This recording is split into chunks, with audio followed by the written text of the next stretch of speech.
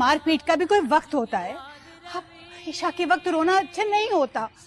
क्यों मारे जा रही हैं बेचारे को? हाँ जी, बिल्कुल सही समझदारी की बात कर रही है चची।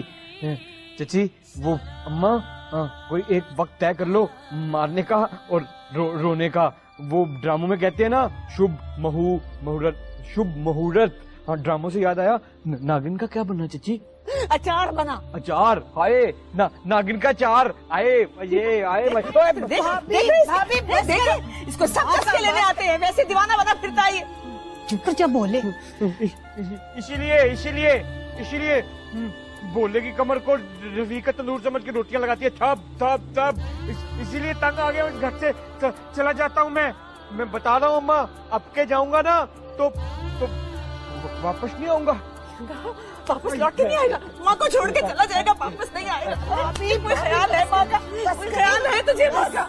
यार तेरे आइया टप टप गलियां लभदी फिरा में तेनू पाल पाल फटियां माही तेनू शाला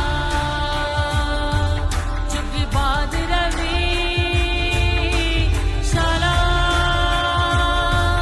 रब कंड ना लावी शाला